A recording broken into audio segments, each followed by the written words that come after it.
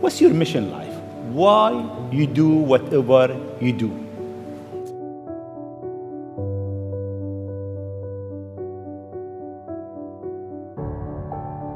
In terms of the motivations, I guess the sort of kind of a long version of the explanation, but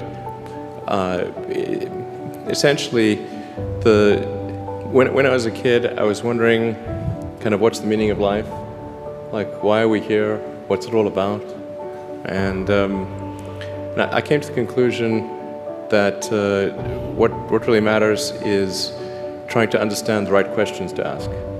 And the more that we can increase the scope and scale of human consciousness, the better we are able to ask these questions. And so I think that there's certain things that are necessary to ensure that the future is good.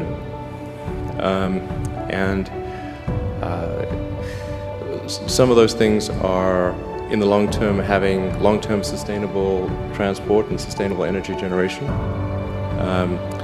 And to be a spacefaring civilization, and for humanity to be out there among the stars and be a multi-planetary species.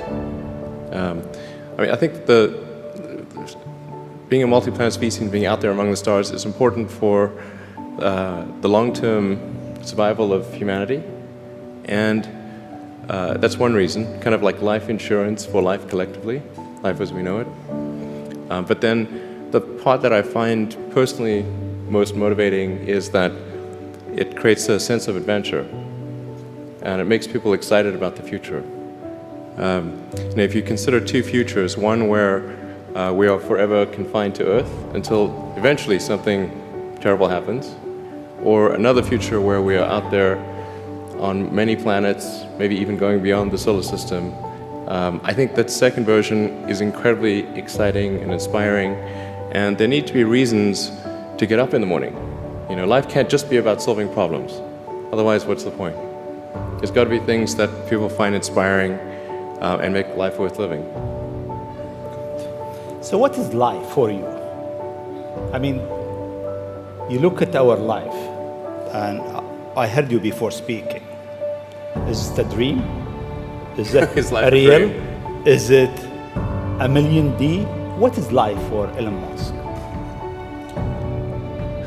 I find as I get older, I find that question to be maybe more and more confusing or troubling or uncertain.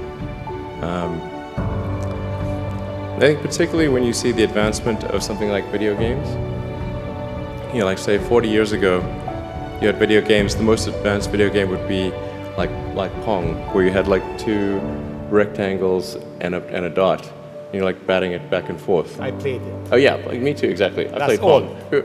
Exactly, it sort of dates you a little bit, but yeah, we both played the same game. And that was like, wow, that was a pretty fun game at the time. But now you can see a video game that's photorealistic, almost photorealistic, and millions of people playing simultaneously.